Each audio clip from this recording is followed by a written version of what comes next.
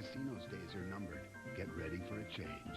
Hey, Davey, the lineup ready yet? I have it right here. Okay, who do you have in mind for the cruise? Well, this guy's got good hands, so he might be good for beach volleyball. Yeah. This guy's seeing the ball real well right now, so that means he'll be good for the ping pong tournament. And this guy has one of the best autographs I've ever seen, so he might be good for win, lose, or draw. We have to decide soon or the Twins are going to stack the deck. Well, we better get going.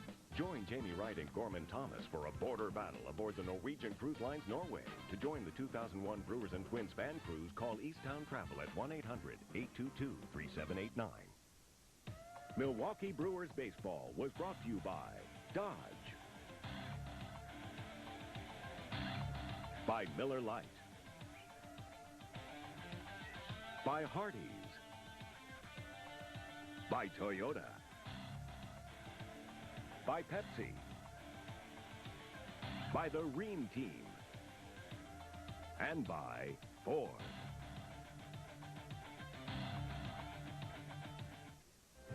As dawn broke over County Stadium this morning, one thing became apparent. Mother Nature really is a baseball fan and wanted to be the first to bid farewell to her old friend. Since County Stadium's inaugural season in 1953, she's been called home by some of the greats of the game, like Hank Aaron, who came to County Stadium in 1954 as a promising rookie.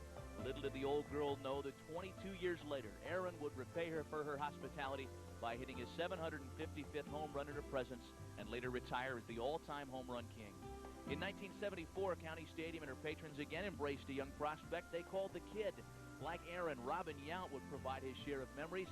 He enjoyed 2 MVP seasons at 2 different positions and led the Brewers to their lone World Series appearance.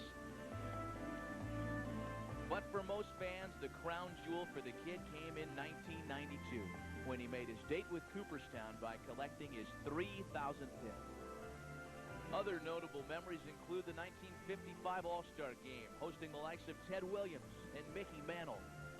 2 pitchers, Warren Spahn and Nolan Ryan, each collected their 300th win here. Paul Molitor's 39-game hitting streak, 7th longest in baseball history, ran its gauntlet at County Stadium. And who could forget the Easter Sunday comeback, extending the Brewers' winning streak to start the '87 campaign to 12 in a row. How about Juan Nieves' no-hitter later that same season? The Braves and Brewers weren't the only teams to call County Stadium home. 53-94, the Packers played a portion of their schedule in Milwaukee. Legendary coach Vince Lombardi made his County Stadium debut in 1959. And in the Packers' final game at County Stadium, future Hall of Fame QB Brett Favre led the Pack on one of his vintage fourth-quarter comebacks, scoring the winning touchdown to put the Pack in the playoffs. Throughout the storied 48-year history of County Stadium, millions of memories were made for millions of fans. When the lights dim for the final time tonight, we'll look back at those fond memories and look forward to experiencing new ones. Thank you, County Stadium.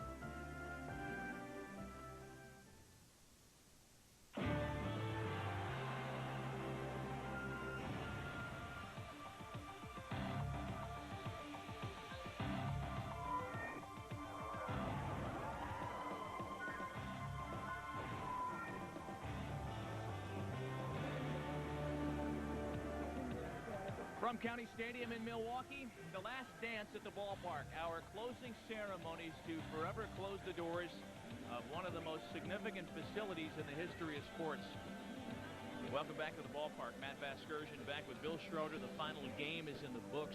That's it. The Brewers lose an 8-1 decision to Cincinnati. And as we talked about as we wrapped up the game coverage, a little bit disappointing in that the Reds really came out and from beginning to end owned the day on the field, but that's only a small part of the story because we're in for some real fine stuff after the game. Yeah, 56,000 fans poured into this place on a beautiful afternoon. It looked like somebody was looking down on the Brewers, Milwaukee, the organization, everybody. An outstanding homestand. You really can't take anything away with the way Davey Lopes and his troops played in the last County Stadium homestand ever, but it was just unfortunate. They just weren't able to get on track. I think the guys are a little bit too pumped up, and Elmer Descends was absolutely magnificent today. A guy whose career long had been 7 1/3, and he complete games the Brewers today, limits him to just 2 hits. Raul Casanova had both of the base hits.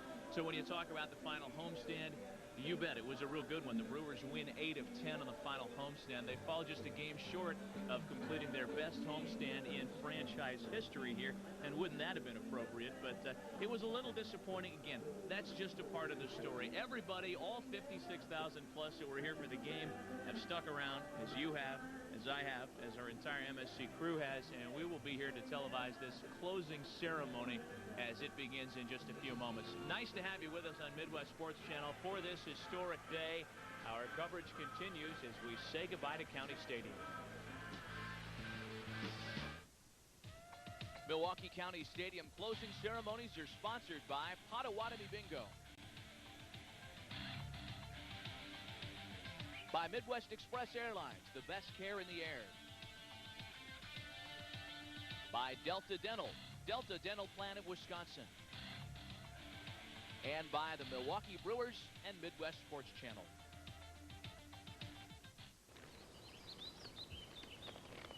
I need a new image.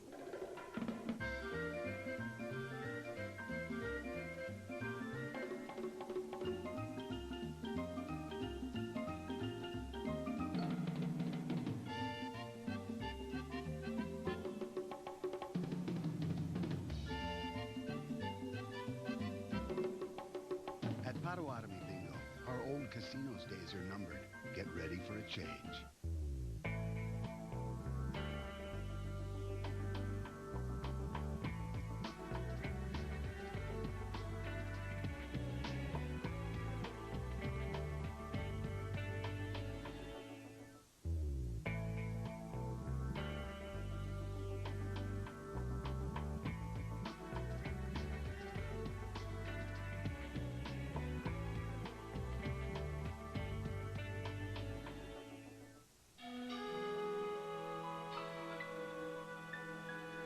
We form partnerships early on in life, and a good partnership can make all the difference in the world. Maybe that's why groups who choose Delta Dental stay with Delta Dental, Wisconsin's #1 dental plan. For over 30 years, we've been providing dental plans that help people get the care they need and save money. So no matter where life takes you, choose your partner well. Delta Dental. What's the best part of playing in the major leagues? It's standing at the plate in front of a packed house of fans cheering at the top of their lungs. Feeling the electricity in the air. And then coming through in the clutch. It's a magical feeling. An experience we share together. Thanks for being part of the game.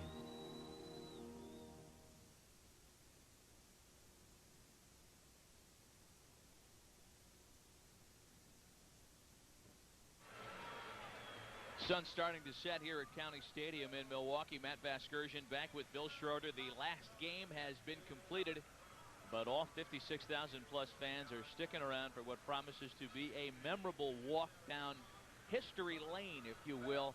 We are promised appearances by a lot of Packer, Braves, and Brewers greats from some of the most celebrated teams of the area, and I'm sure there will be some surprises along the way as well as we tonight officially say goodbye to County Stadium. Well, I'll tell you what, it's been the culmination of a long week homestand for the Brewers, a 10-game homestand, and everybody been talking about the final ceremony. The preparations have been made, and I would suggest if you don't have them already, have the tissues very close by. You know, before we get into the ceremony, there are a number of people whose careers won't be celebrated on the field tonight, as many of the athletes will. And those are the people that have worked here at County Stadium, in some cases since the place opened, in some cases since the Brewers got here for the 1970 season. Whether it's a ticket taker, whether it's an usher, whether it's a person that works in the parking lot or in the concession stands, they are the people behind the scenes that have really made this place go, not just the players on the field. And it's not just the people that are still working here. Some of the folks that were responsible for a lot of the success of this organization that are no longer working with the Brewers. Dick Hackett, Bill Haig, we owe a big debt of gratitude for getting us over here, the broadcast department. But some of the people have been here since day one, 1970, Warren Abramson, Betty Grant. Those folks really have a lot to do with the success around here, and I am sure that they're going to be a big part of this ceremony. People whose careers have transcended different managers, different general managers, certainly different starting pitchers and starting batteries, the people behind the scenes, both at County Stadium and across the street at that wonderful baseball palace that will be Miller Park next April. People whose tireless efforts, round-the-clock work, grounds crew, ushers, etc., who will close out a wonderful chapter in sports history here in Wisconsin and open a brand new one in April of the year 2001. We're very much looking forward to the opening of this beautiful palace that they're going to call home. Will the Milwaukee Brewers, Miller Park, had a chance to go through that baby about a month ago. About 80% completed, about 42,000 seat capacity. All the luxury boxes, all the suites, just about everything. They made a roof lift this morning right before the ball game, and there's only 3 left. So Miller Park looking good, and everybody around here, all 56,000 plus people, anxious to see the way the Brewers intend to close out County Stadium. Well, the Braves ended their storied history here with their final game being played on September 22nd, 1965.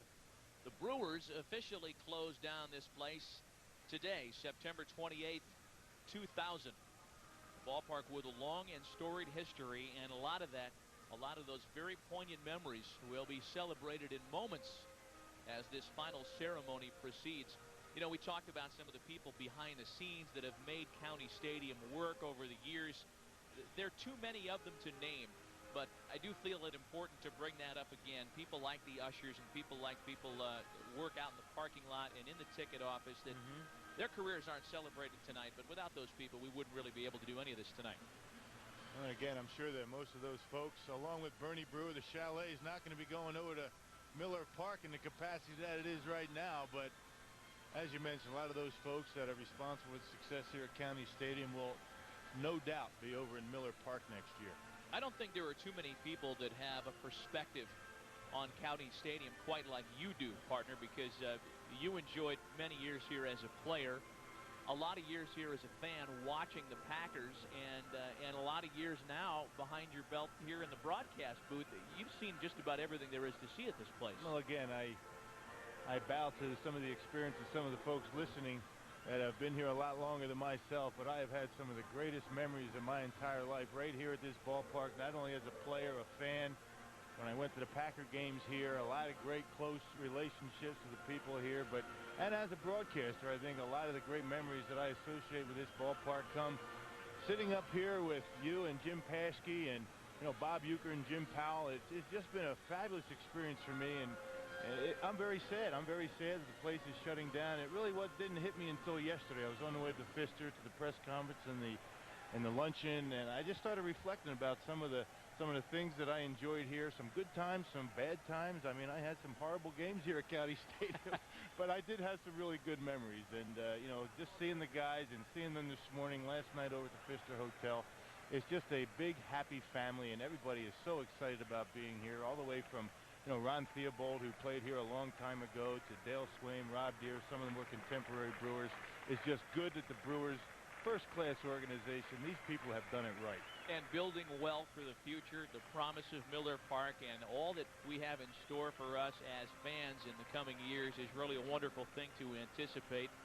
As we talked about in regards to County Stadium, this was the nation's first publicly financed ballpark, built back in 1953 for $4.8 million.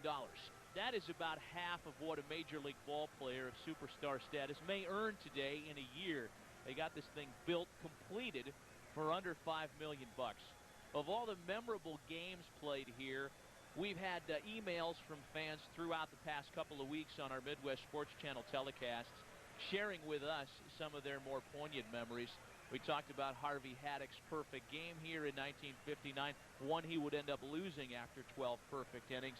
Hank Aaron's home runs, a lot of them along the way, and a rather memorable one on July 20th of 1976. Number 755 came here to All-Star games at County Stadium in 1955, and again 20 years later in 75, Robin Yount's 3,000th hit, Paul Molitor's 39-game hitting streak, something you had the privilege of being involved with. And one of the guys involved in that hitting streak, one of your boys, Rick Manning, was unable to be here tonight, as a couple of other of his contemporaries were. But I'm sure if you talk to a Rick Manning or a Don Sutton, they would have their own memories, those guys unable to share this moment with us tonight. At this point, we're going to turn the proceedings over to our PA announcer here at County Stadium. Let's throw it over to Rob Edwards. Home plate will be transplanted to its future home at Miller Park, where the tradition of Milwaukee Brewers baseball will continue well into the new century. And you're watching what may become a rather tedious process. That's not easy. No, it's not easy digging up home plate. That is sunk in there pretty good. Dave Miller, Gary Vanderberg has some of the guys with the pitchfork. Not a pitchfork. What is that? Pickaxe. That's what that is. Pickaxe, pitchfork. Yeah, you know, I'm not a farmer. Home plate is being dug up here at County Stadium, and that little red wagon that you saw a moment ago will be used to transport it just outside the center field fence and bring it to Miller Park, where it will be installed shortly. Everybody's taken a turn at this because there are so many people involved with this grounds crew. Gary Miller and Dave Miller, rather, and Gary Vanderberg do an outstanding job here with this grounds crew, as we've talked about a lot on these telecasts. Hey, that's coming up easier than we thought. I think they had it loosened up and ready to go. I don't think they're supposed to be sticking that pickaxe into the plate. That's going over to Miller Park, as well as all the infield dirt. There's Gary. Gary Vanderberg, who's been here for so many years running this great operation on the field. Players throughout the league, both American and national. Although they have problems with some of the accommodations here at the ballpark with the old clubhouses, etc. Rave reviews about this playing field ever since the place opened. Yeah, once they get on the playing surface, one of the best in all of baseball. The grass perfectly manicured, and the infield dirt, very rarely do you see a bad hop. And that dirt will, in fact, go over to Miller Park.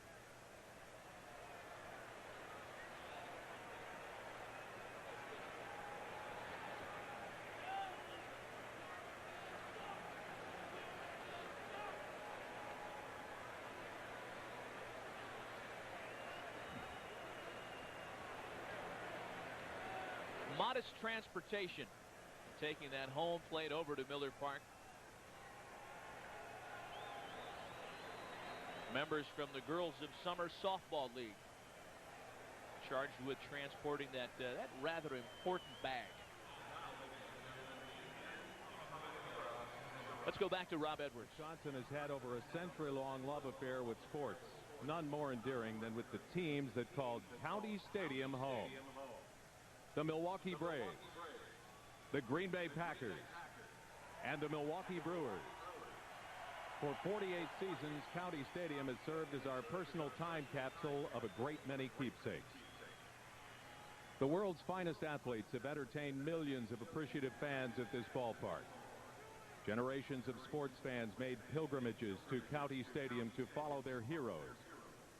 Their legacy is preserved. Their memories of the Grand Dame will forever be cherished. Tonight, we write the final verse in the final chapter. And what better way to complete County Stadium saga than with the legends who made it famous? This season, Bob Uecker celebrates 30 years as the voice of the Milwaukee Brewers.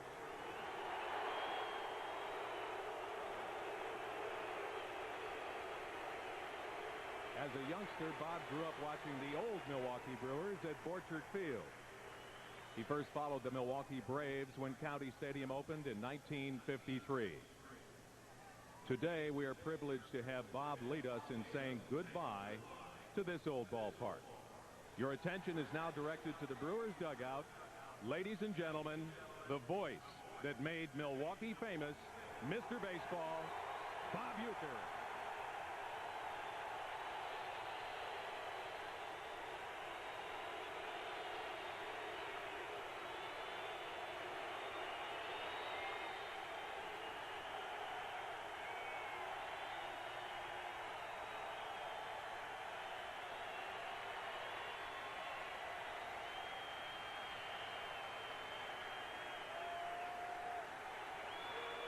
Thank you. Thank you very much. Thank you, everybody. Thank you very much. Thank you.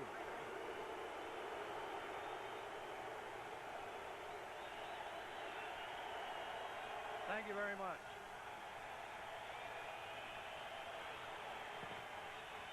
Thank you.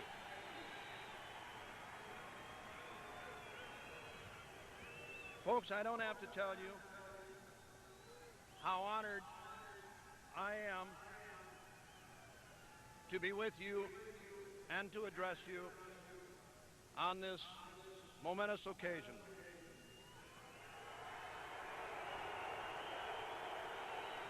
This ballpark has been home to me for most of my life. And just like you, it has a special place in my heart. There are two other familiar voices in Wisconsin sports history who I would like to introduce to you now. We have all enjoyed listening to them over the years, and we are delighted that they have joined us today. This first gentleman spent 45 years in the sports broadcasting business, covering college and pro football, Major League Baseball, and the Olympics. I personally owe him a great deal. He has been a mentor to me. He and Tom Collins took me under their wing and taught me how to be a play-by-play announcer.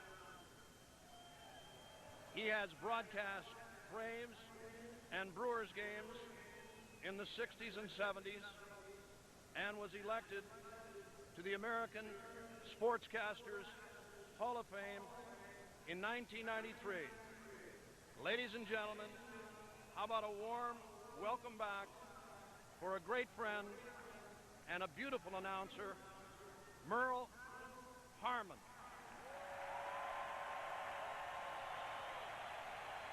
Yeah, the great Merle Harmon, who we had on our telecast just moments ago, it seems. A great friend of Milwaukee, very deep roots in this community, with a lot of his family still making Milwaukee home. And still very knowledgeable about what's going on with the Milwaukee Brewers on and off the field. Thank you, Uke. What a thrill it is to be back in this ballpark. My first thrill came in 1964 when I came to broadcast Braves games following a legend, Earl Gillespie. And with Tom Collins,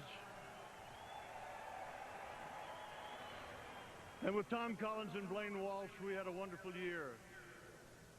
The second year turned out to be the saddest year of my baseball life because Major League Baseball left, and it was heartbreaking. But then one of the most thrilling moments for me was in 1970 when I came out of that dugout to meet the Milwaukee Brewers.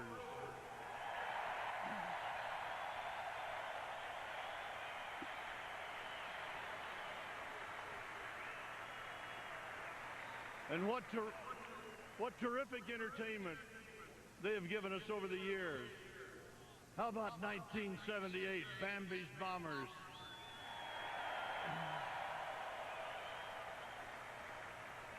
And Harvey's Wallbangers.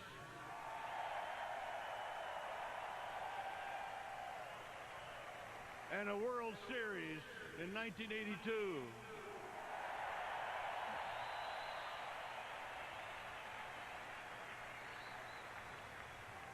The team was 13 years old when it won the American League pennant and went to the World Series. And you fans made it possible with your tremendous enthusiasm. And so I thank you for being so kind to me over the years. And it's such a joy to be back and see the stands full and all the enthusiasm. And look what you've got waiting for you.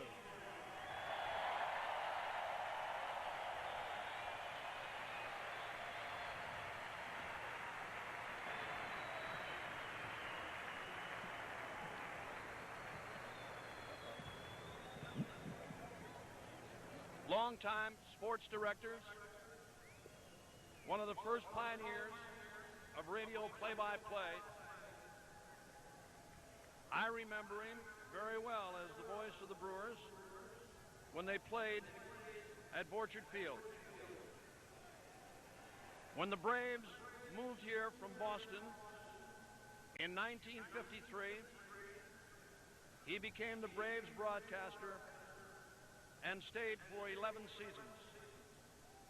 In addition, he was the play-by-play announcer for the University of Wisconsin football for 31 years, handled the radio duties for the Greenbay Packers in the 1950s, and was the daily source for sports in Milwaukee until his retirement in 1985. Ladies and gentlemen, it is a pleasure and an honor for me to invite back to our house the Earl of Milwaukee Sportscasting to join us here tonight. How about a warm welcome, Earl Gillespie.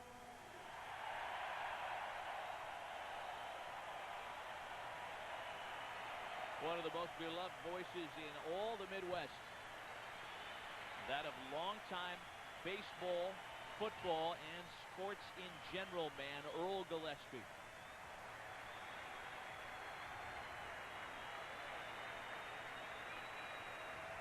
We have seen more of Merle Harmon recently than we have of the esteemed Mr. Gillespie. It is a thrill to have him back. My thanks to Bob Euchre. He's done an amazing job for 30 years entertaining you baseball fans.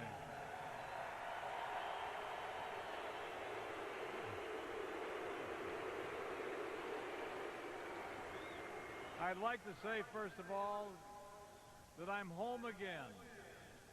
48 years ago, I was standing at home plate for the first game in 1953 for the Milwaukee Braves. And what a great, great years we had with that ball club. I want to thank Wendy Selig-Fried for the wonderful time they've shown us here, inviting us back, and a chance for me to visit with some of the great stars of the Braves, the Brewers, and the Green Bay Packers.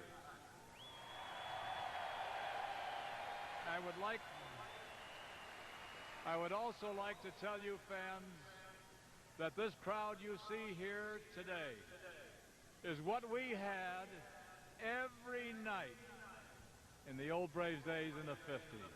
And thank you. Thank you for being such wonderful fans. Thank you, Earl. Great to have you back, baby. Fans, we all have our favorite memories of the players, games, and events that took place at County Stadium. To help us relive some of those wonderful times, we have assembled some unforgettable moments in County Stadium history. We direct your attention to the scoreboard as we take a little trip down memory lane.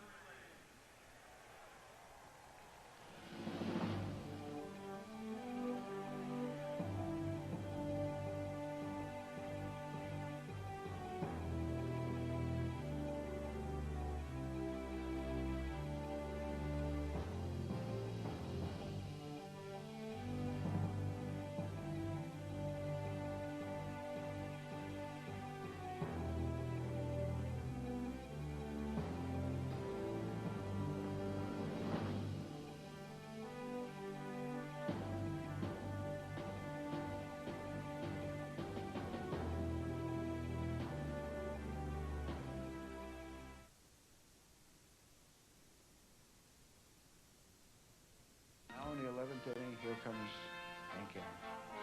And he hits the ball to left center field.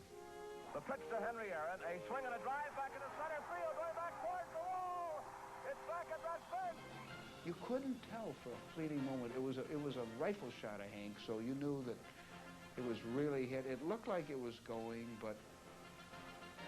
And then it went. And it set off this really wild scene.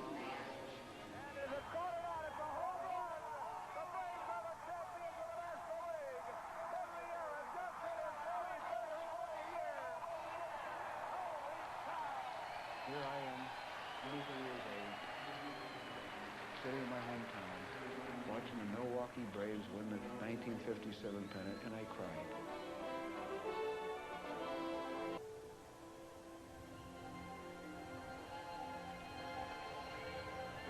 Ballparks never look better than when filled and decorated for the Fall Classic, the World Series. Burnett pitch swung on, line grabbed by Matthews, who steps on third, and the World Series is over, and the Milwaukee Braves are the new world champions of baseball. Warren Spahn receives the Cy Young Award as baseball's best pitcher, and Hank Aaron is the MVP. Greatest thrill I ever had in baseball, bar none, was the year that we clinched the pennant here in 1957. When I hit the home run off Billy Muffet, and we were able to go and defeat the Yankees in 7 games.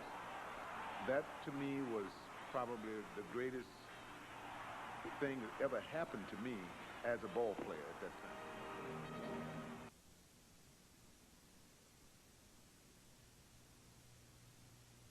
On December 23rd, the Packers clinched the Western Division title again behind 2 touchdowns from Travis Williams. The 28-7 victory over the Los Angeles Rams is the final game coached by Vince Lombardi at County Stadium.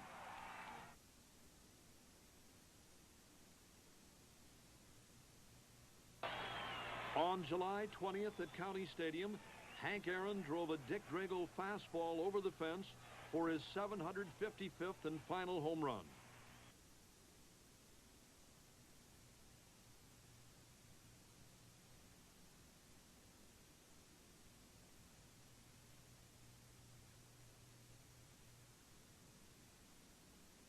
Trailing 3-2 in the 7th, the stage is set for what many say was the most unforgettable hit in Brewer history. 2 outs, bases loaded, and Cecil Cooper at the plate. Cecil motioning to the ball and then looking and seeing Gantner and Charlie Moore hugging each other at home plate. It looked like they were going to kill each other. And just the excitement and the electricity in the ballpark. And, of course, that being the game-winning hit for the American League Championship. When Cooper ripped that base hit to left for the go-ahead run, 55,000 fans went wild. I think the loudest I ever saw County Stadium was when Cecil Cooper's base hit drove in 2 runs in the 5th game against the Angels to give us a lead in that 5th and deciding game. In the 9th, Pete Ladd forced Rod Carew to hit a one-hopper to short, and with that, the Brewers were headed to the World Series against the St. Louis Cardinals.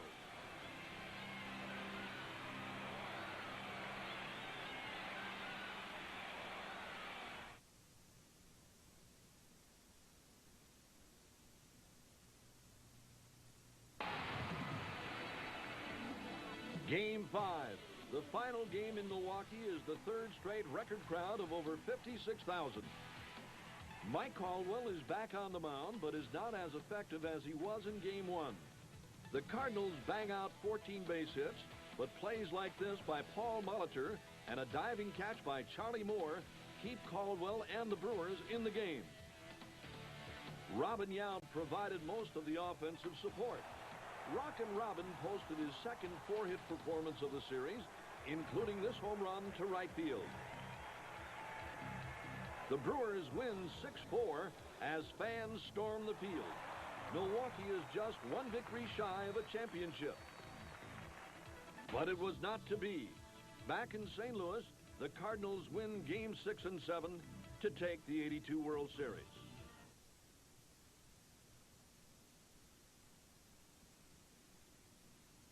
A curveball!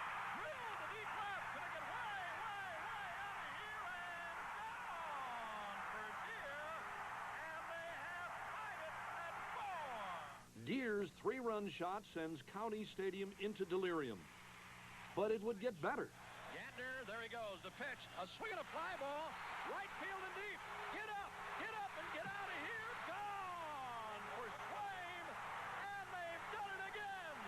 12 in a row on a 2-run blast by Swaim to win it. Oh, my goodness. Holy cow. Do you believe it?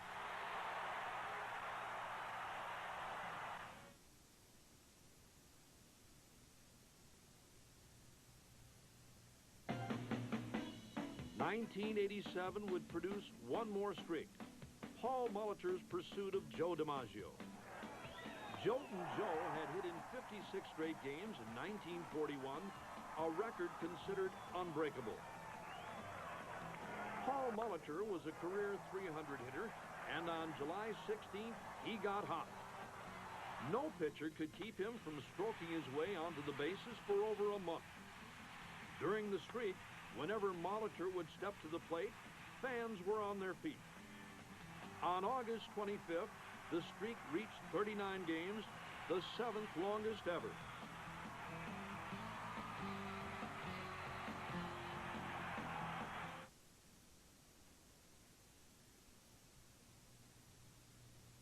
The 0-1 pitch.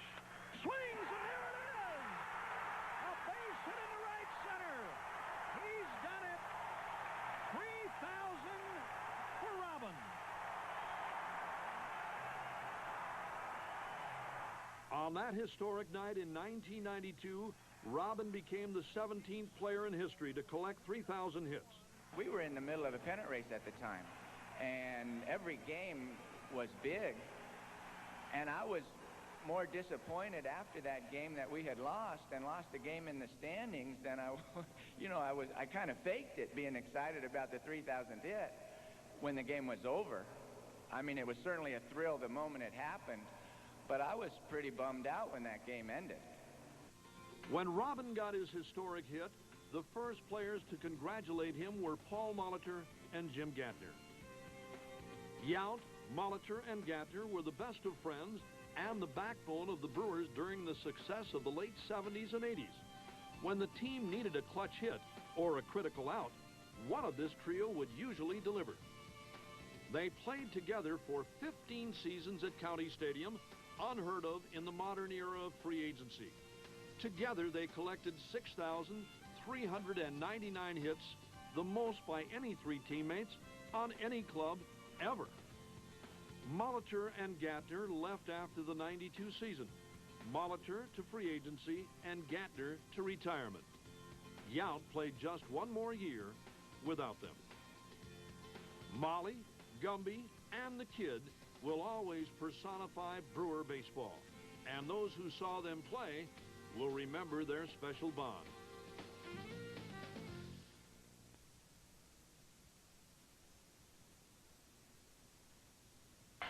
County Stadium may have sustained structural damage from sonic waves in 1994 when, in the final seconds of the last Packer game at County Stadium, a young Brett Favre dove into the end zone to beat Atlanta and put the Pack in the playoffs.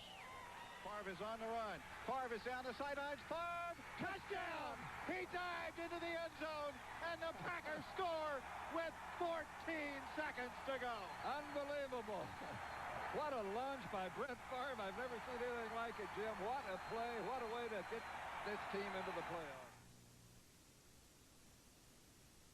As a shining new ballpark, the Milwaukee Braves and County Stadium shattered league attendance records. In the years that followed, fans would witness both National and American League pennants, 2 All-Star games, 3 World Series, and a World's Championship.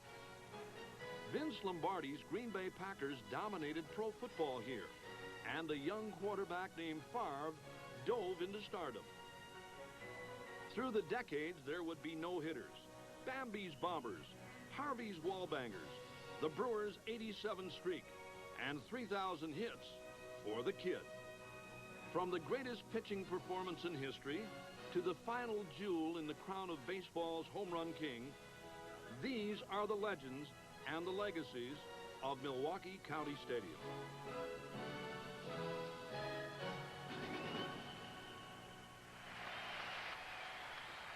A delightful look back at some of the memories here at the ballpark as we turn it back to Bob Uecker. Those events, those games, those players are all special to County Stadium. The memories are preserved and passed from generation to generation like a family heirloom. Tonight will be yet another invaluable treasure for each of us. It has never and will never be replicated.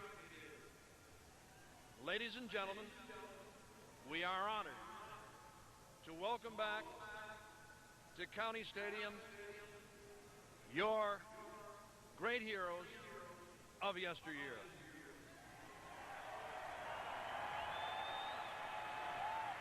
It is our pleasure at Midwest Sports Channel to be able to bring you this closing stadium ceremony commercial-free.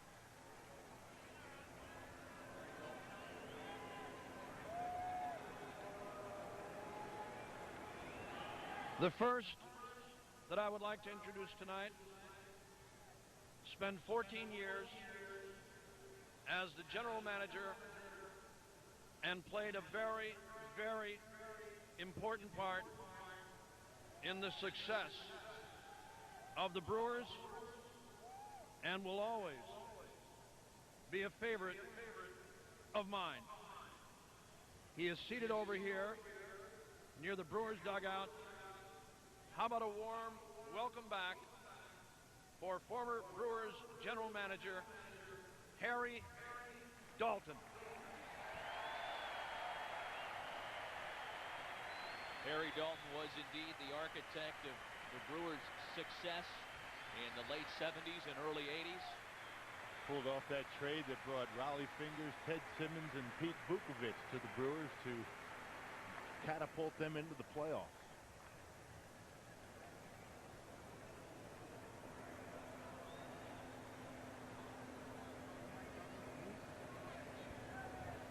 Once again, it's our privilege to bring you this closing ceremony commercial-free.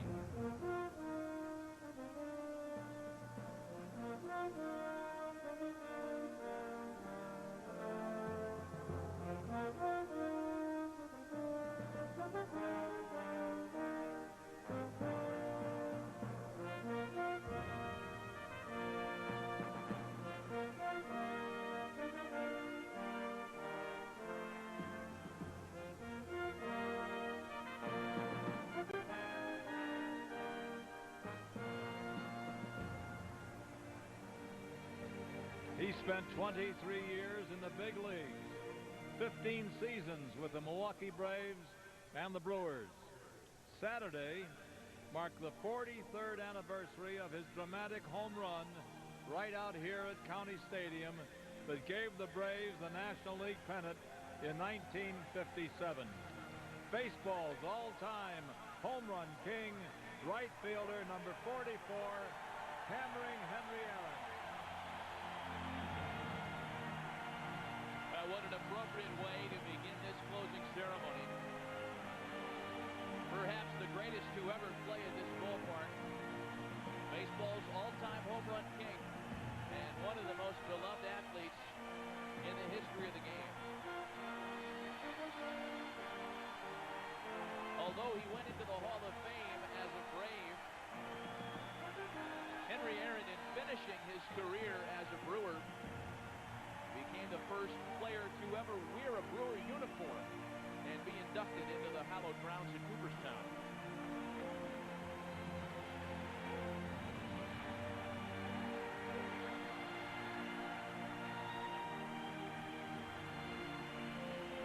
Baseball's all-time home run leader is also a record holder in many other categories.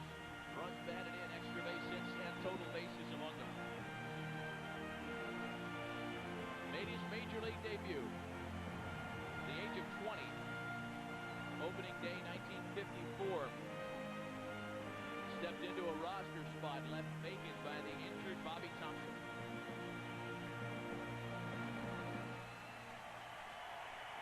The 24-time All-Star, Henry Aaron. the first legend introduced tonight.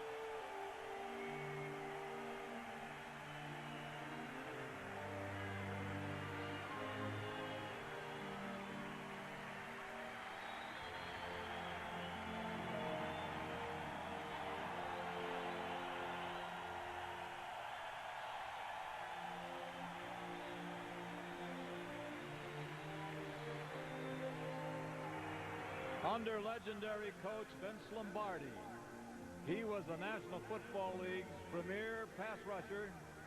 He earned all pro honors while helping the Green Bay Packers to 5 titles in the 1960s, including the first 2 Super Bowl championships. Number 87, defensive end and Hall of Famer Willie Davis.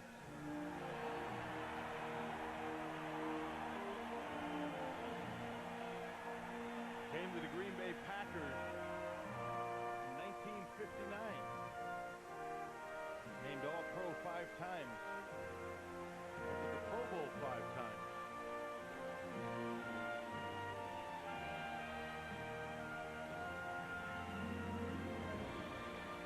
Holds Packers records for all-time fumble recoveries with 21. Helped lead the Packers to 5 NFL titles. Never missed a game in his 12-year career. And ran with his tongue out long before Michael Jordan did. Elected to the Pro Football Hall of Fame in 1981.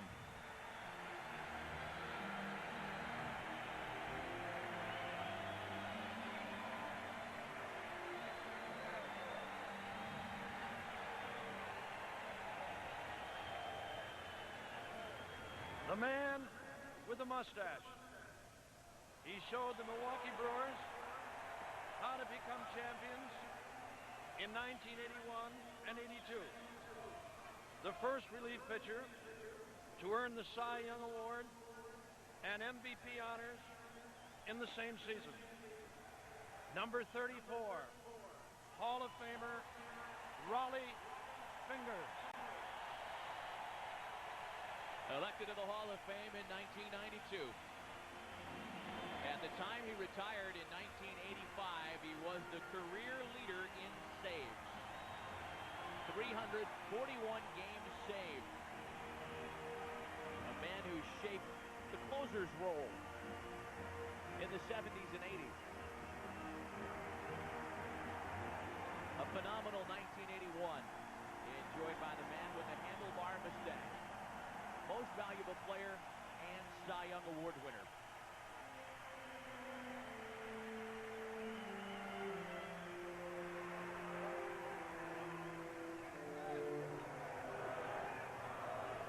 One of the first young prospects to come out of the Milwaukee Brewers farm system.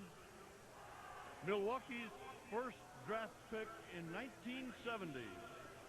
He hit 16 homers as a rookie. Number 15, catcher Darryl Porter.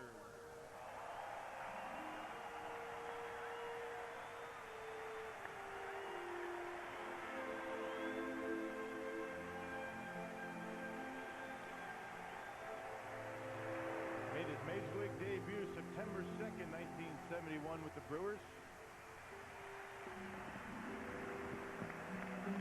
Took over as full-time catcher in 1973.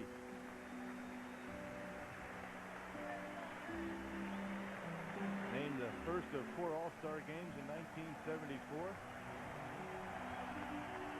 Excellent defensive catcher. Darryl Porter is the first of the legends to want to stand in that home plate cutout area and drink it all in.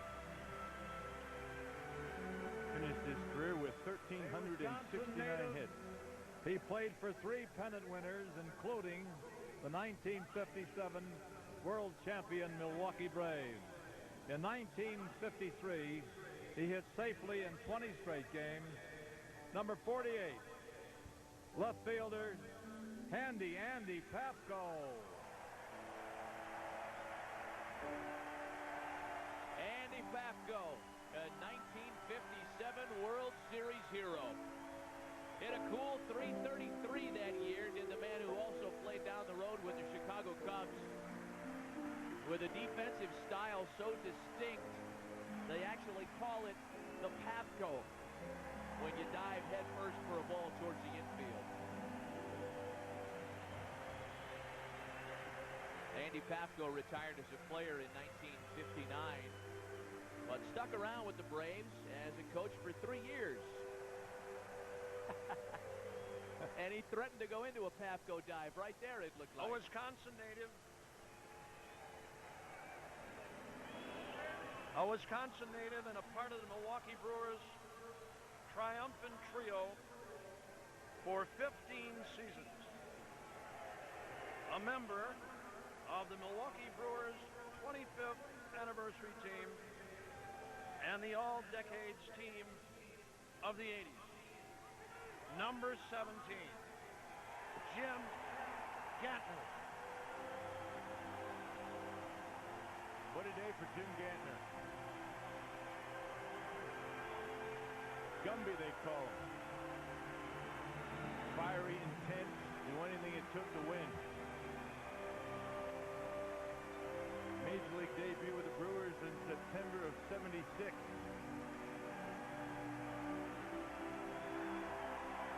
Teamed up with Robin Yount to lead the American League in double plays in '81 and '82. Batted .333 in the World Series in '82. By now appropriate that Jim Gantner goes out to touch second base on his way in. He was the first Brewers hero. He shares the Brewers rookie record for most home runs, belting 17 in 1970. Left fielder, number 12, Danny Walton. The 17 home runs in 1970 was a career best for Danny Walton.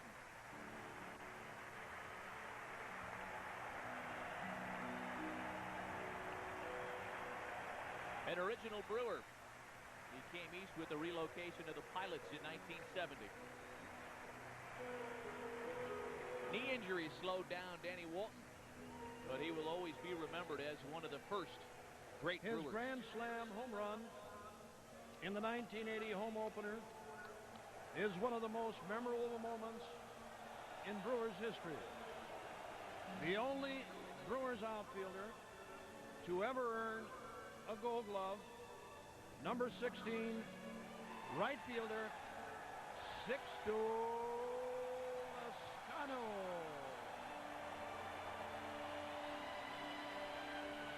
Gold Glove in 1979. Major League debut of the Brewers at the age of 20. 21 home runs, 21 doubles in '77. Heck of an outfielder, great arm. Led the major leagues in outfield assist in 1978. As part of that deal with the St. Louis Cardinals to bring Ted Simmons, Raleigh Fingers, and Vukovic to the Brewers. I love it how these guys are going out to their positions. Gander goes to second base, Porter came to the plate, and Sixto finds his way to right.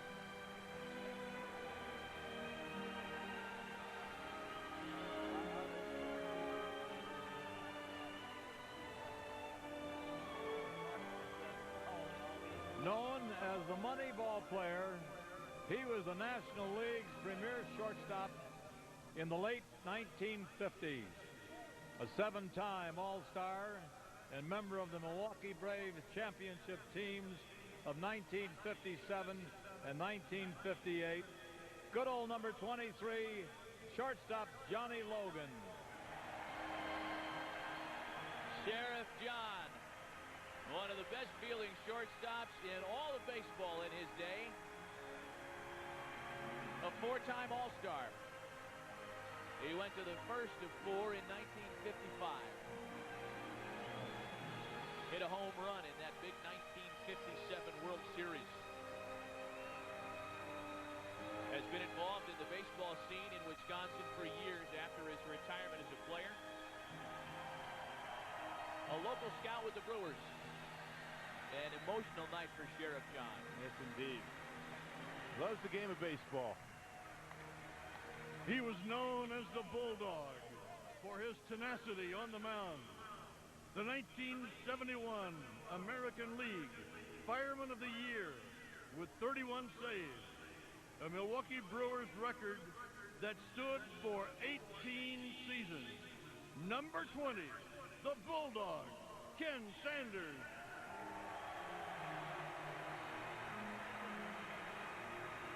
Kenny Sanders still a part of the community here in Milwaukee.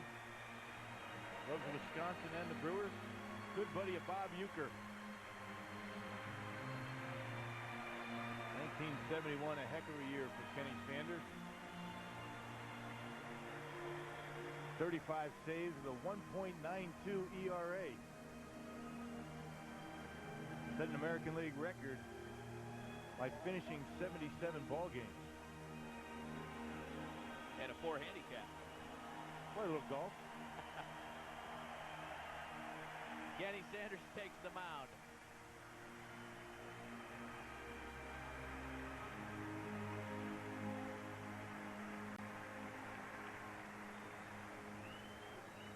A fan favorite.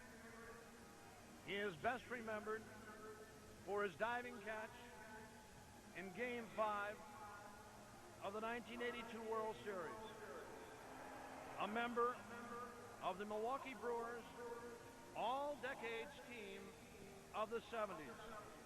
Number 22, Charlie Moore. But he made his major league debut with the Brewers. He was a backup to Darrell Porter. One of the all-time fan favorites here in Milwaukee. Moved to right field in '82. Threw out Reggie Jackson. Maybe one of the best throws in franchise history in the '82 LCS. A part of the Brewers beating the Angels in Game 5. Went on to hit .346 in the World Series that year. Do just about anything on the baseball field is Charlie Moore. Call him Munchie.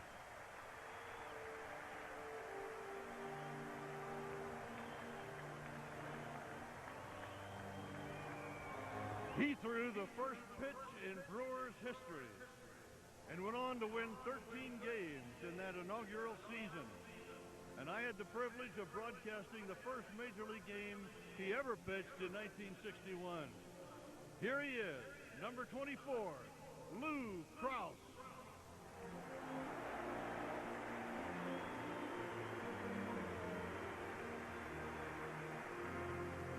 Through the first pitch for the Brewers, it was a loss to Andy Smith and the New York Yankees. Involved in one of the biggest deals in Brewer history to put a pretty good team together. Brought George Scott, Jim Lonborg, Ken Brett, Don Pavletic to the Brewers.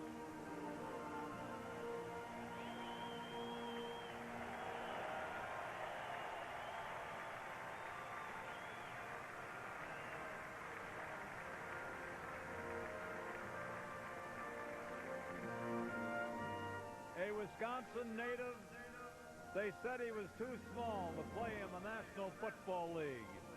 He made the famed Packers sweep work. Elected to the Packers Hall of Fame, number 63, right guard, Fuzzy Thurston.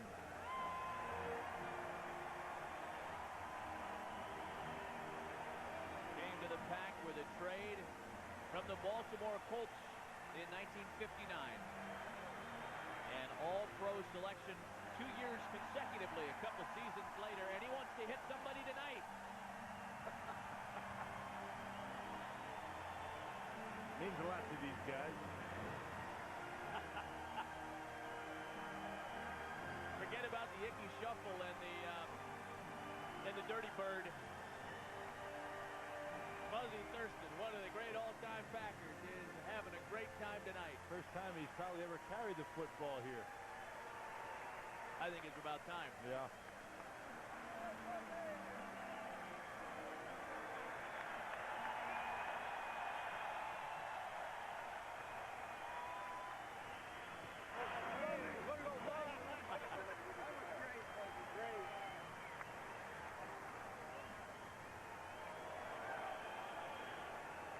instrumental in the Milwaukee Brewers turnaround in 1978. This outfielder played a key role in leading Bambi's Bombers, the Brewers MVP in 1978. He wore number 9, Larry Heisel.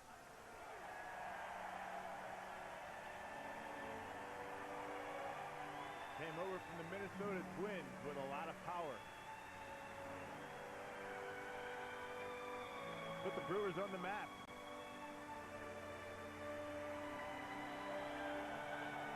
.34 home runs, 115 RBIs in 1978. Went to the All-Star game for the Brewers in that year. Injuries limited his playing time.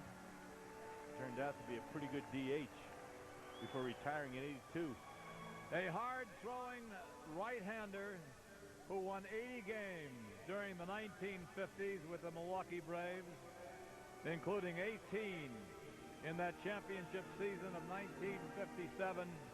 Number 10, Bonnie Bob Buell. Bob Buell was the third starter in that rotation. But no less important, over an 8-year period, Bob Buell won 100 games, including winning 18 in consecutive seasons in 56 and 57.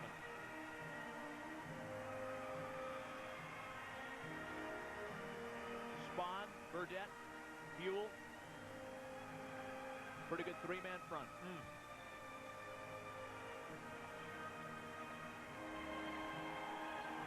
Heck of a year, wasn't it, in 57 and 58. The great Bob Buell.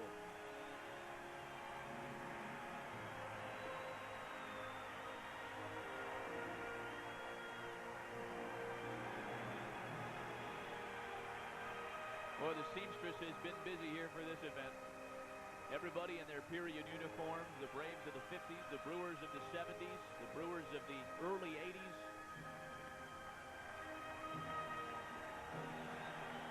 Bob Buell is not done until he steps it on the pitching rubber.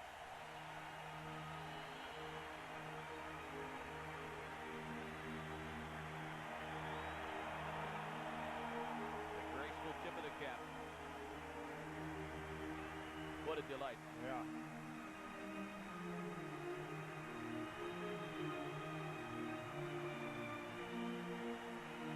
Bob wants to pitch. Looking for the baseball.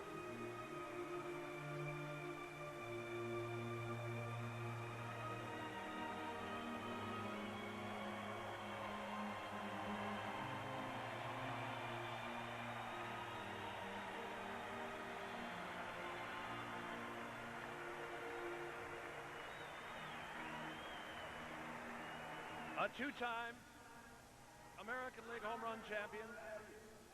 He holds the Brewers record of 45 home runs in a season. Always a fan favorite, center fielder, number 20, Gorman Thomas. Yeah, they call him Spike around here. They say folks came to the ballpark to see one of two things from Gorman: home run or a strikeout. They got plenty of both. And he did not disappoint. Well, there was a 5-year period where Gorman Thomas led all of Major League Baseball in home runs between 78 and 82. Came up as one of the best defensive outfielders, a center fielder, a great arm, good range. Two-time American League home run king, Stormin' Gorman. Reveling in his glory in center field. Ran into that outfield wall a couple of times, too.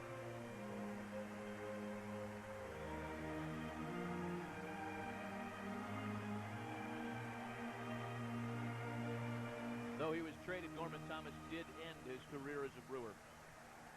One of the all-time Brewer greats.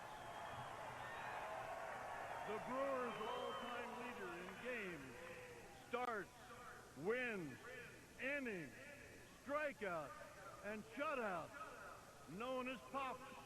Number 41, pitcher Jim Slayton.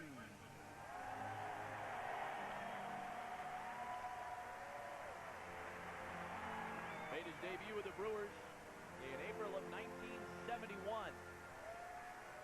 He was traded to Detroit in a deal that would yield another legend to Milwaukee. Re-signed with the Brewers a couple of years later. And among the pitching records he holds with this franchise, career victories,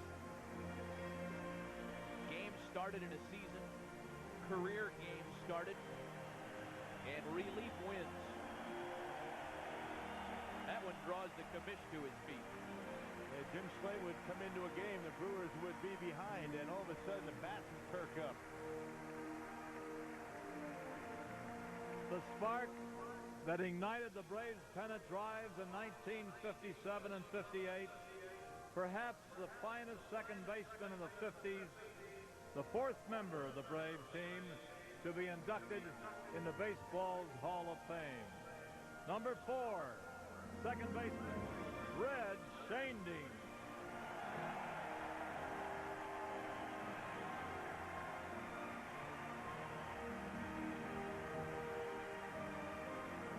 Shanding, most notably one of the more fiery managers in all of baseball history. Longtime St. Louis Cardinal manager, great infielder for the Braves. Perhaps just as well known as a Cardinal. Red Shanding talks about Milwaukee as the backdrop for his most cherished baseball memories, and still very much an active member of the Cardinals coaching staff.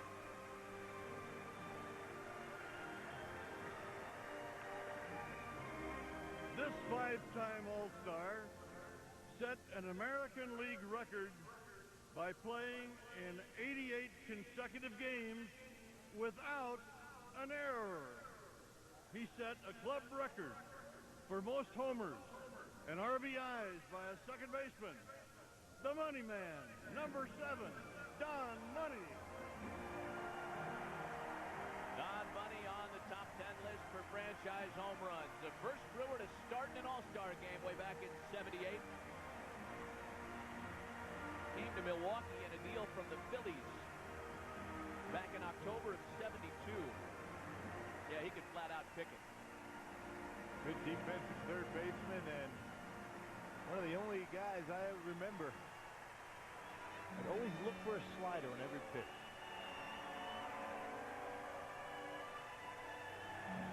He founded a bunch in 1977. In fact, whatever he looked for, he found. Don Money on the hot corner.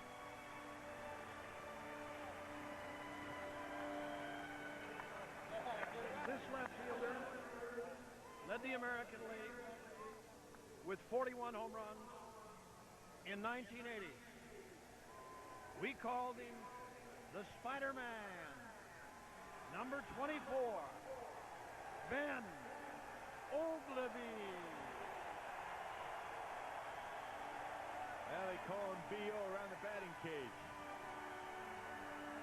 Made that sliding catch in the corner in left field against the Orioles in that final game in 1982. Preserved the victory for Don Sutton and the Brewers. Got him into the playoffs. 9 of his 16 years in the big leagues as a Brewer. And a sweet left-handed swing. Boy, could he hit. 3-time All-Star for the Brewers.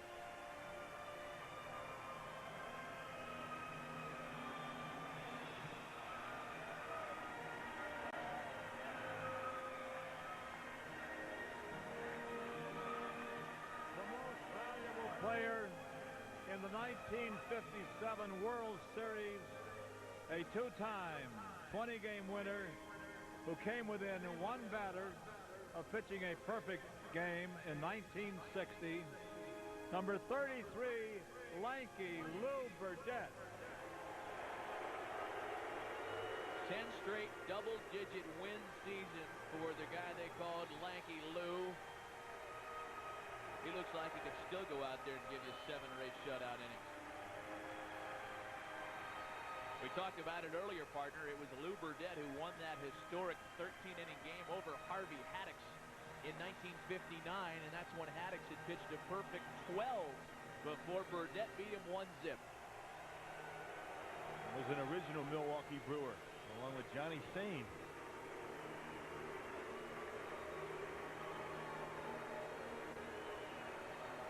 Did I say Brewer? Brave.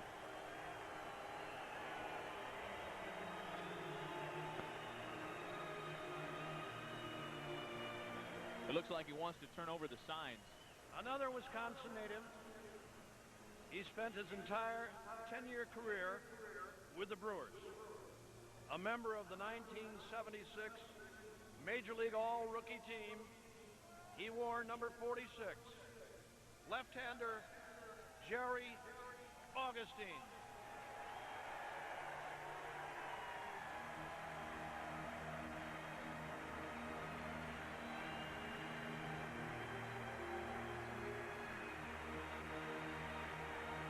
Spent his entire career with the Milwaukee Brewers. Named to the 1976 American League All-Rookie team. 9 wins, a 3.30 ERA.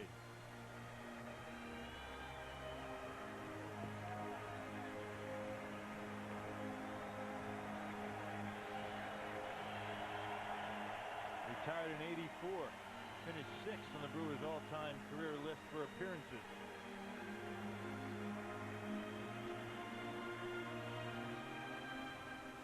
He rushed for over 1,000 yards, 5 straight seasons during the 1960s with the Green Bay Packers. A 5-time Pro Bowler, he rushed for a 186 yards in a game right here at County Stadium to help the Packers clinch the division title in 1961. Number 31, Hall of Famer Jim Taylor. One of the greatest Packers ever. 5 straight 1,000-yard rushing seasons. At the time, an NFL record. Still ranks 9th on the all-time rushing touchdown list. 83 by the time it was all done. A 4-time Pro Bowler. And elected into the Pro Football Hall of Fame in Canton, Ohio, back in 1976, shortly after his playing days had ended. In that magical season of 1987, he pitched the first and only no-hitter in Brewers history. Pitcher number 20, Juan Nieves.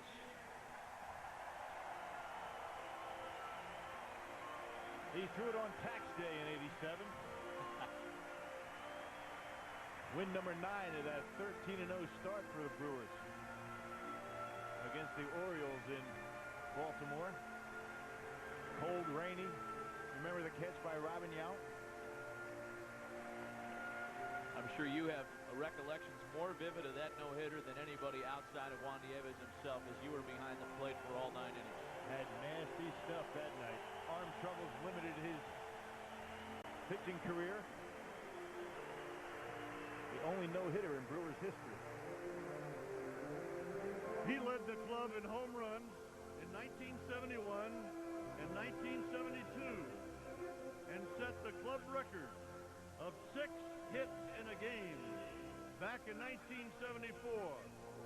Number 12, left fielder Johnny Briggs. John Briggs, a Brewer for 5 years.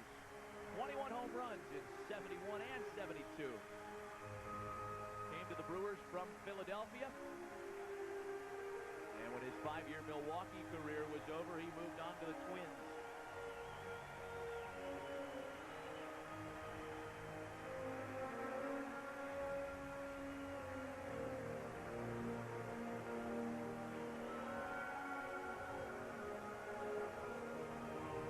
A 5-time All-Star who will best be remembered for the clutch 2-run single that put the Brewers in the World Series. He hit over 300 7 times in his career. A 2-time Gold Glove winner, number 15, Cecil Cooper.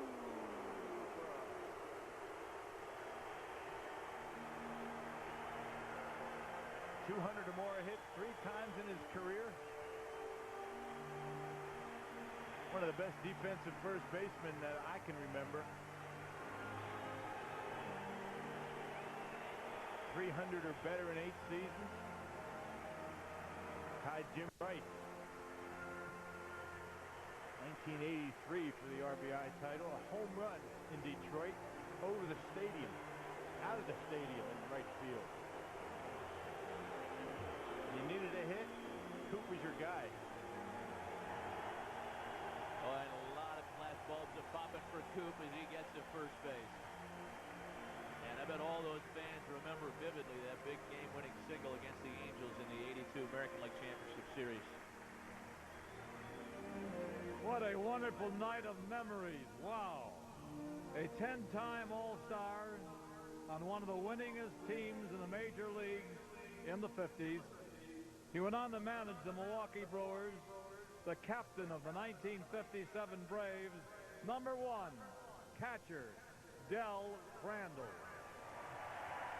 4-time Gold Glove winner, 58 through 60, and then again in 62. A National League All-Star 8 years. He was behind the plate when the first pitch was thrown here at County Stadium. And also on the receiving end of Lou Burdett's no-hitter. He caught Warren Spahn's first no-hitter in 1960. And as Mr. Gillespie just told us, returned to manage the Brewers in 1972. We talked about it during the game telecast, partner. One of the most important figures in all Milwaukee baseball. Wonderful man. Good baseball man. Not only a manager.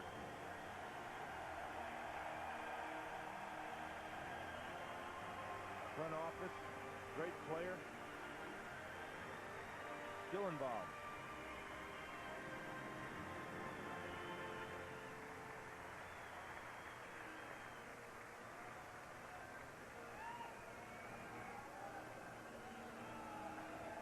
One of the most prolific home run hitters, the only slugger to lead the team in home runs for 5 straight seasons. Number 45, we called him the Rooster, right fielder, Rob Deere. 20 or more dingers in 8 straight seasons. Looks like he can still hit him out, huh?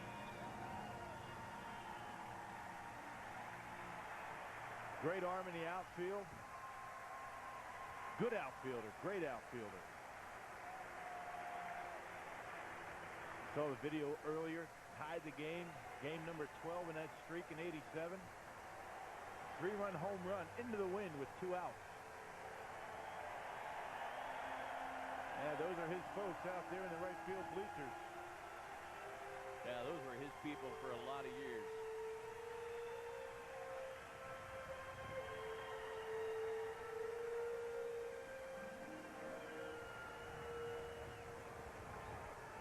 Pesky little hitter. He showed leadership qualities, earning the nickname the Little General. Second baseman, number 16, Ron Theobald. Ron Theobald was one of the most popular early Brewers when the team moved here from Seattle. Didn't have the kind of name recognition as a Raleigh Fingers or a Ben Oglivie, but he was very much responsible for starting some of the popularity of the Brewers after the Braves had left and after that long void with no Major League Baseball here in the area.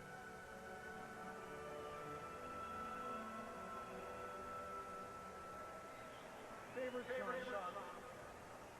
In 1982, he managed the team dubbed Harvey's Wallbangers to the franchise's only pennant. Harvey Keene passed away 12 years ago, but the Brewers fans will always remember him for his leadership and courage. With us today, Harvey's wife, Audrey, escorted by his son, Harvey Keene Jr.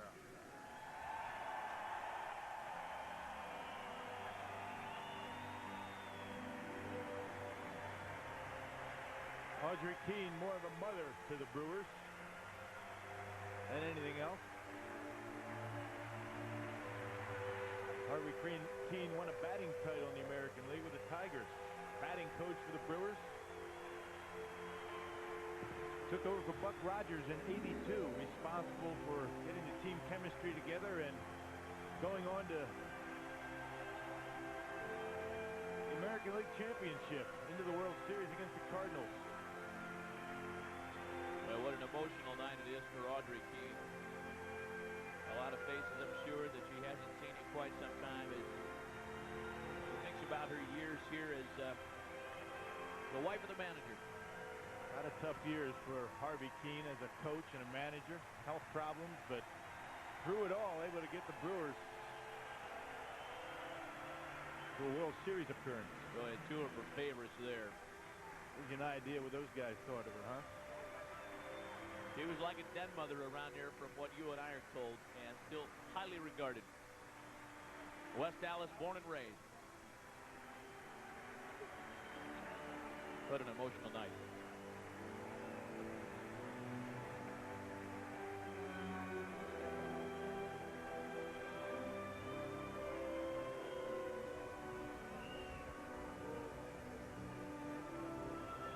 In 1957, he led all first basemen in fielding and tied a National League record, scoring 6 runs in a ball game. He shined in the World Series with 2 clutch home runs. Number 14, Frank Torrey. 2 dingers in the '57 series against the Yankees. Got to the big leagues in 1956 with the Milwaukee Braves. Stepped in for the injured Joe Adcock at first base the following year and went on to the World Series heroics that same season.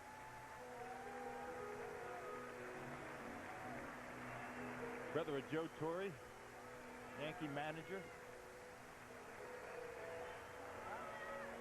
Well, it's good to see Frank Torrey running along with a smile on his face. He's overcome some health problems.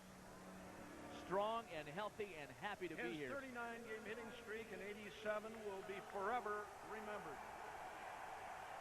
A 4-time All-Star and 2-time Brewers MVP. He is part of the Brewers triumphant trio. Future Hall of Famer. Number 4, third baseman, the Igniter, Paul Molitor. Rookie of the Year in '78. Club record 16 triples. Scored 136 runs in '82. Collected 5 hits in a single game in the World Series.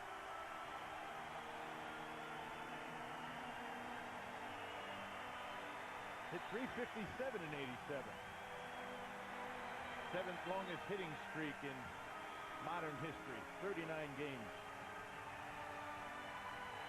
Well, you know, you'd be hard-pressed. Oh, there's that classic stance. You'd be hard-pressed to name the most popular Brewer ever. This would be one of a couple of guys that would be spit out of your mouth. Ranked first in club records in stolen bases, over 400.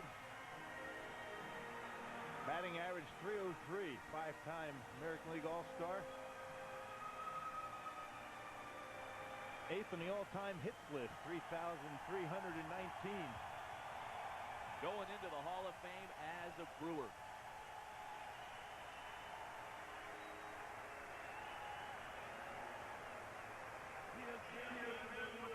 Organization for 25 years as a pitcher, an instructor, And to coach, number 35, pitcher Bill Castro. Bill Castro has seen his share of baseball at this ballpark. Stepped onto the field in August of 1974. 6 years as a player with the Brewers, a part of Davey Lope's coaching staff this season and next year, as it was announced that the entire staff will be back for the team's first year at Miller Park, and a big year in 1975. Been a Brewers coach since 1991, a big part of the franchise. Calling Waymo down to that bullpen. Still lives in Milwaukee.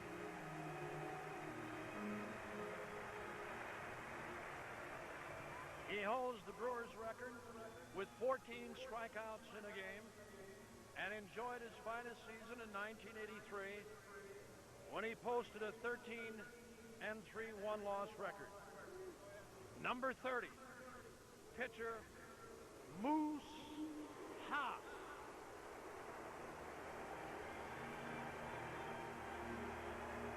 Made his debut with the Brewers in '76. Not overpowering, finesse, control, through 3 consecutive shutouts for the Brewers. One game for the '82 ALCS against the Angels. 1983, his best year, 13-3.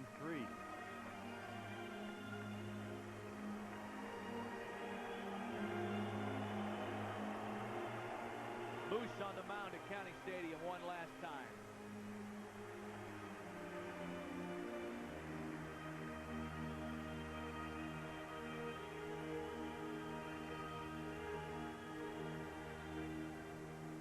His home run completed the Brewers' miraculous rally on Easter Sunday, 1987. He hit 25 home runs and drove in 99 runs from the 9th spot in the lineup. Always a fan favorite, number 7, shortstop Dale Swain.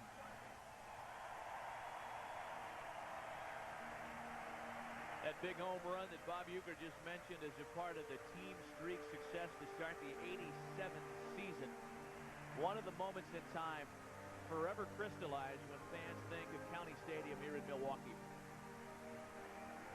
All-rookie team in '86. Very good shortstop.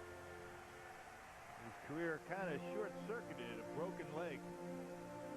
Dale really never ever in recovered. baseball history, won 20 or more games at 13 times, including 6 straight seasons in the 1950s. Pitched 2 no-hitters, earned the Cy Young Award in 1957, and won his 300th game in 1961 right here at County Stadium. A 7-time All-Star, number 21, Hall of Famer Warren Spahn.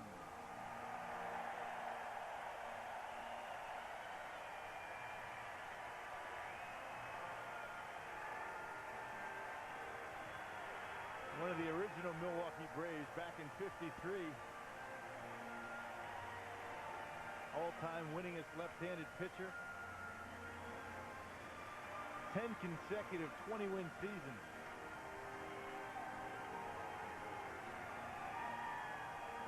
Warren Spahn pitching to Del Crandall April 14th, 1953, and that's how this place opened some 48 years ago. Shut out the Yankees in Game 2 of the '58 World Series.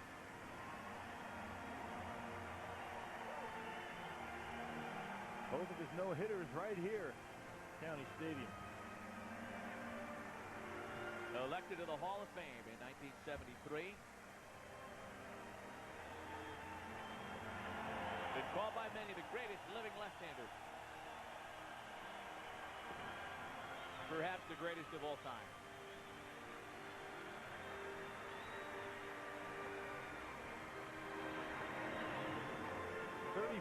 Career home runs as a hitter. One of only a handful of pitchers to hit 300 and win 20 in 1 year.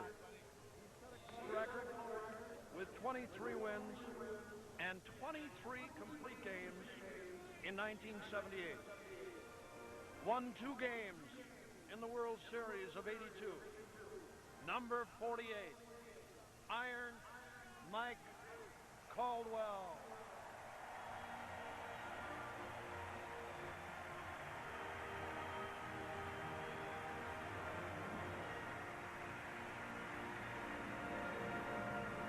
Ball moves quite a bit. Mike Caldwell. The Yankee killer, they called him. Yankees just couldn't beat that guy. 81 complete games. You heard Euchre. 23 of them in 1 year. That one's going to be around for a while, partner. Yeah.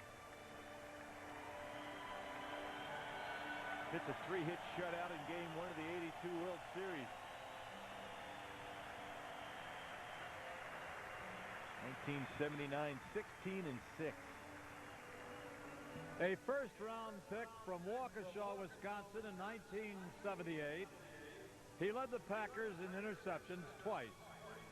Spent 12 seasons in Green Bay and was selected to the Packers Hall of Fame in 1996. Number 59, linebacker John Anderson. A very familiar name, a very familiar voice within the sports community here in Milwaukee and the greater Milwaukee area. Certainly still a favorite in Green Bay. Consensus NFL All-Rookie honors in 1978. Season culminated in election into the Packer Hall of Fame in 1996. There's a guy that could play hurt. Always out there, though.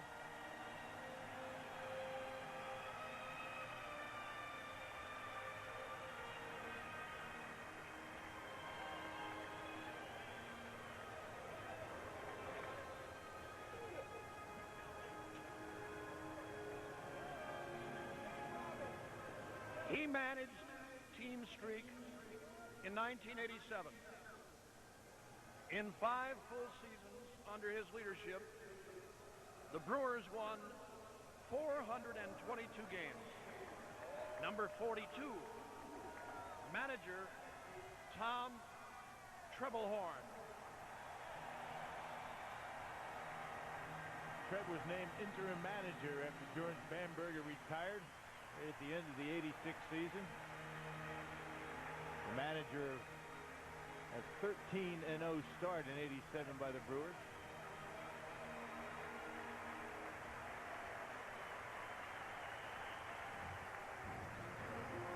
A lot of players still credit Tom Treblehorn as being one of the most influential baseball people they've ever been in the company of, including baseball's all-time stolen base king, Rickey Henderson.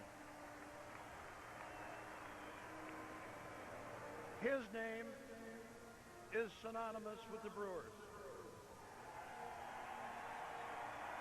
He spent his entire 20-year career in Milwaukee. 6 times he hit 300 or better. He was the 3rd youngest player to ever collect 3,000 hits and one of only 3 players to earn MVP honors at 2 different positions. Number 19, Hall of Famer Robin Yount.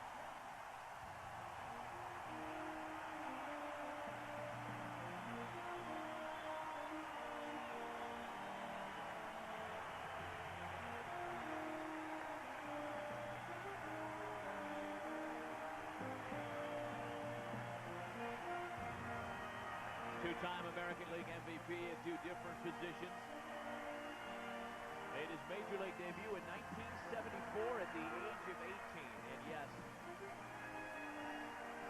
quite possibly the greatest Brewer of all time.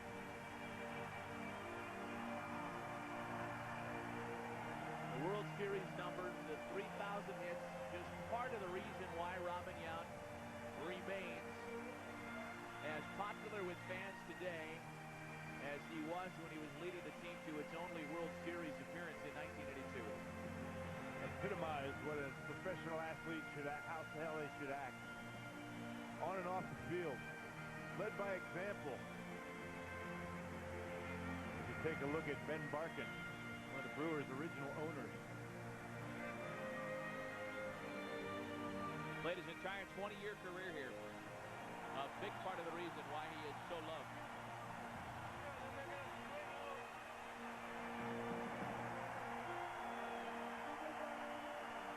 Remember, Robin came in after the Brewers' World Series appearance.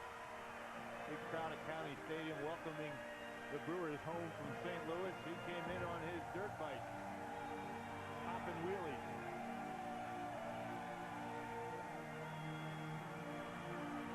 Can't pop a wheelie with that. We wouldn't want him to. Went out on top. That's the way everybody should go out.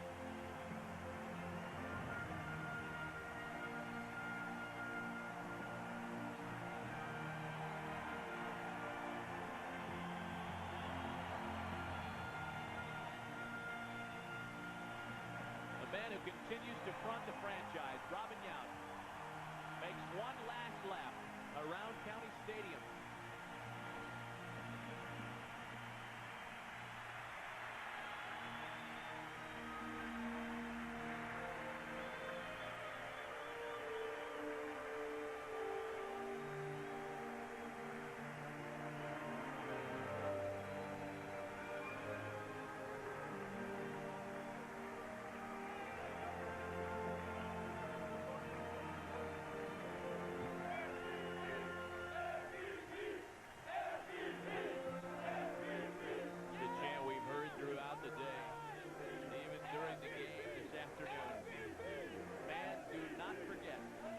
Robin Yount and the rest of these County Stadium legends have meant to the community and how they have contributed into some of the greatest memories ever.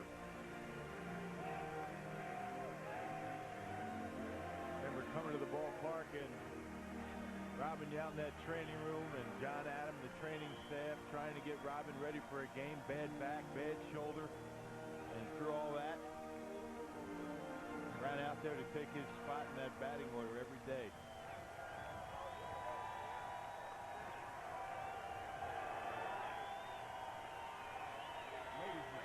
Please direct your attention now to Bernie Brewer's Chalet in the center field bleachers. The County Stadium flag has been on display since the start of this final homestand. Bernie will now remove it. It will then be passed down the bleachers by Brewers front office personnel. Onto the field where the County Stadium heroes will pass it on to the pitcher's mound and to members of the current Milwaukee Brewers team.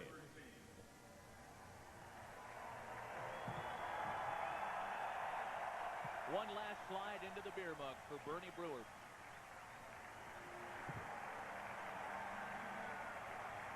One last release of the gold, blue, and white balloons as the County Stadium flag will be passed to the legends on the field.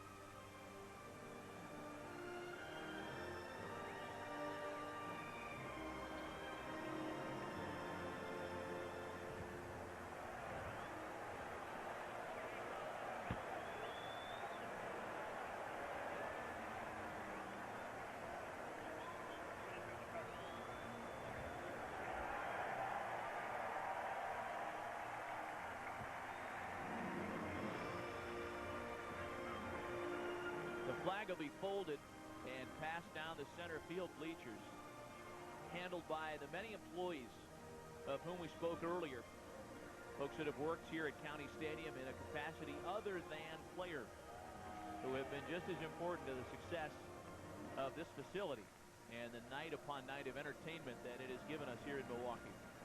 On the right of your screen, Russ Rutkowski, the guy that kept his old ballpark together for its final years. Maintenance supervisor here at the ballpark.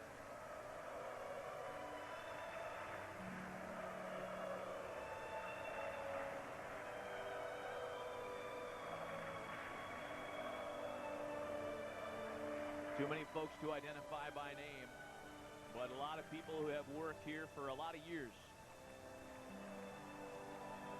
And a great gesture in the Brewers respecting their contributions and saying thanks for the many years here at County Stadium.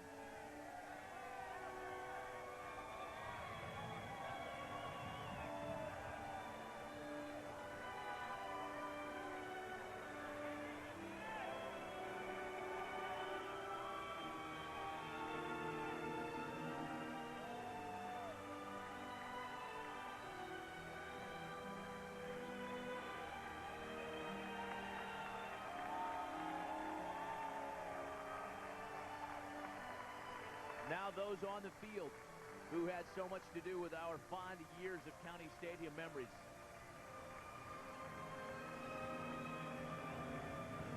Passing on the tradition of Milwaukee sports, Wisconsin sports.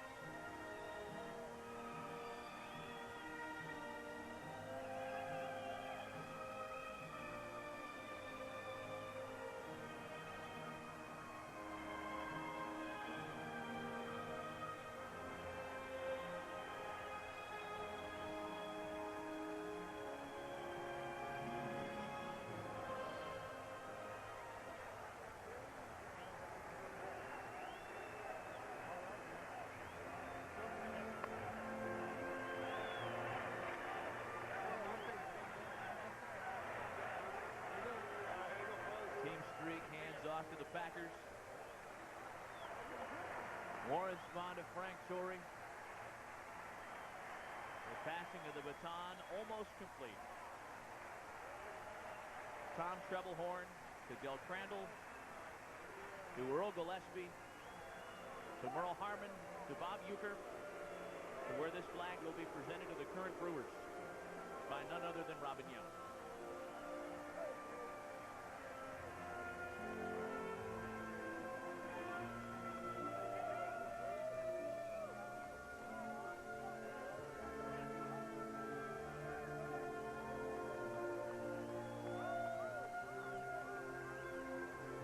Robin mentioned earlier today during the game in his chat with Len Casper that it's going to be a lot harder to leave this place at the end of the day than he originally thought.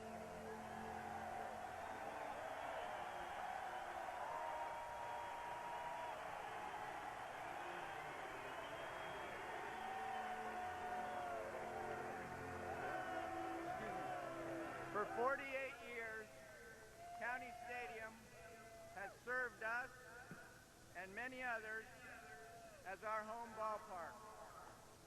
It's a great honor to be selected to present this flag to you guys. Each of us has touched this flag today, symbolic of how County Stadium has touched us. Furthermore, each of these men standing behind me believe, as I do, that much of our success is owed to playing right here in Milwaukee.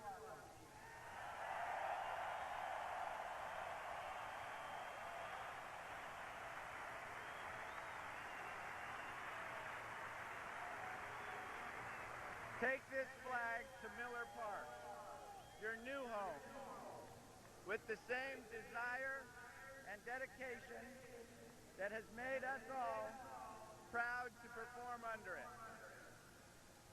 We wish you and everyone to come our very best.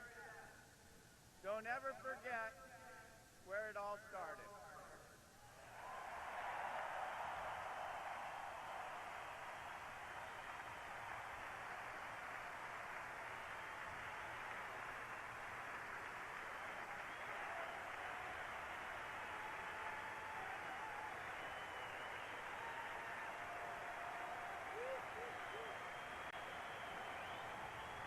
Wow.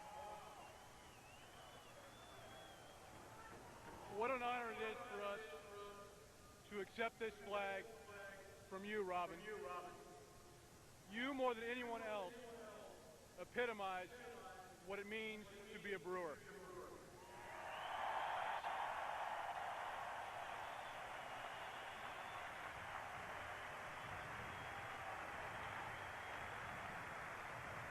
It is truly a privilege for us to stand on this field with these legendary players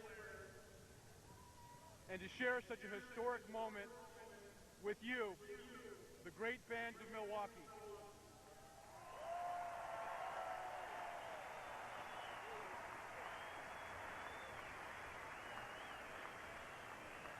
County Stadium has served us well, and we will never forget her.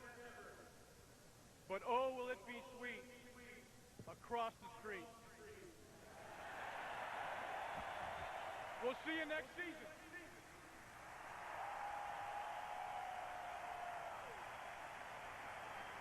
Mark Loretta representing the current Brewers, along with Jeff Jenkins and manager Davey Lopes. The current Brewers have to shuffle off to Houston. Recorded at County Stadium. We will now have 4 ceremonial last pitches. Henry Aaron, Willie Davis, Robin Yount, and Baseball Commissioner Alan H. Bud Selig will throw the County Stadium commemorative balls to 4 youngsters from Milwaukee's RBI program.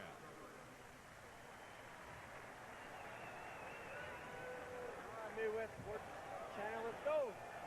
Right here.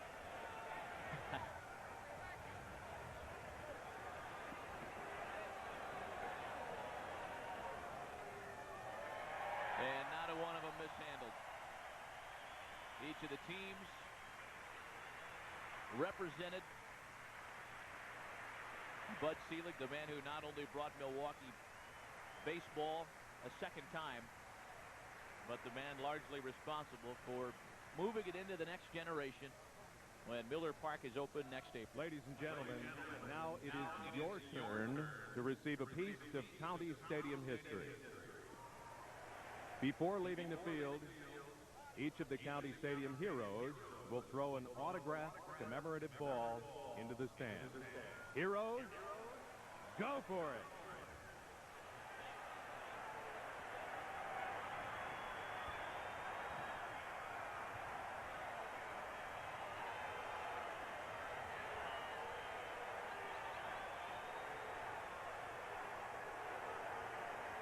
And the legends giving one last souvenir, one last bit of County Stadium memorabilia, one last piece of history back to the fans that have come out tonight to say goodbye to the old stadium.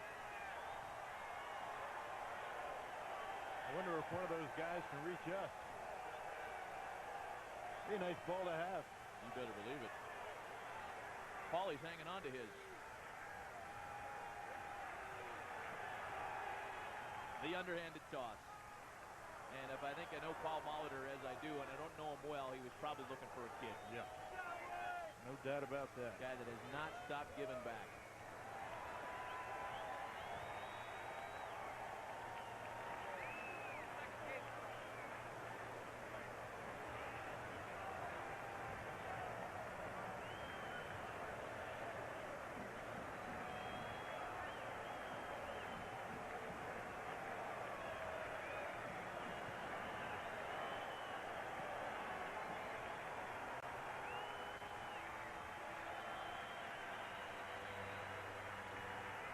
The 48-year history of County Stadium in Milwaukee. The first publicly financed ballpark is nearing its end.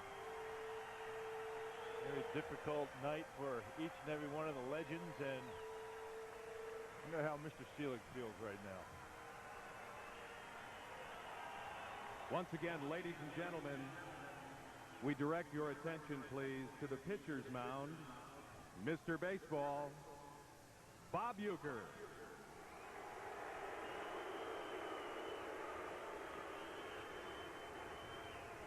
Thank you, Rob. Well, County Stadium, here you are in all your glory. 48 years have slipped away like a blink of an eye. Yet, The memories housed within your walls will live on forever. At first, you were called a jewel in the waiting, though soon a suitor would come calling. You promised to welcome all who visited, and they came, first by the thousands, then by the millions. A champion was born in your midst, and you stood proud when the rest of the world wondered how. Yet, those good times would not last. Broken-hearted, unwanted emptiness became sadness. Yet, you never asked why. For perhaps, just perhaps, you alone knew that the spring would bloom again.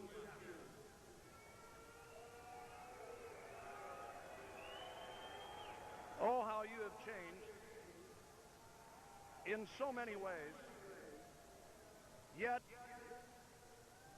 one thing remains: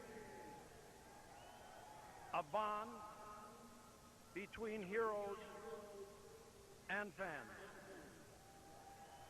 and an ambition to succeed. It was here that boys became men. Men became champions.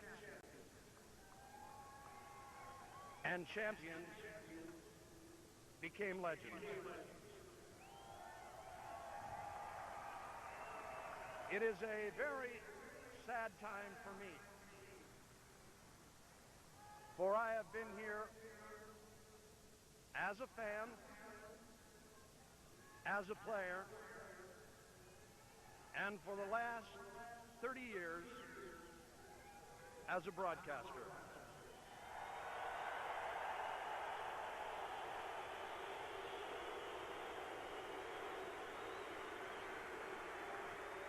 But tonight is the final curtain. It's time to say goodbye. We will never forget you, for what was will always be. So long, old friend, and good night, everybody.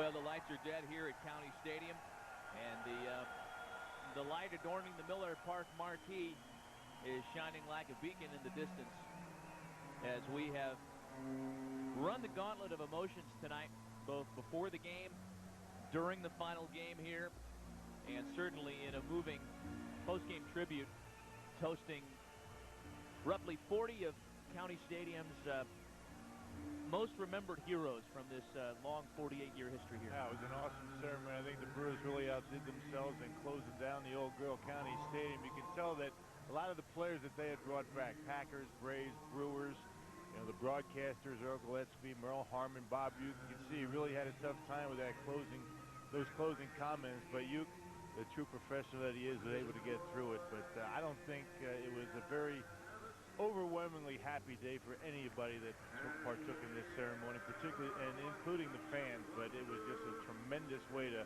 say goodbye to this old ballpark. Yeah, we knew that it wasn't going to be easy, and I think Robin Yount might have put it best when he said he's been in town for a few days, and he said, I thought it was going to be easy. The ballpark is old. We're all looking so forward to Miller Park, but once you get here and once those memories start to run through your mind, and with 56,000 some odd folks screaming and emotions running wild, it's a lot more difficult than anybody ever anticipated. We certainly have enjoyed bringing it to you, and we thank you for tuning us in tonight. That was tremendous, and I agree with Robin. The first few days here, the homestand, the thoughts started coming back, but on the way to the ballpark today, I started having those feelings, and right before the ball game, it was very difficult knowing that this will be the last time that we would be at County Stadium, but we certainly look forward to next year at Miller Park.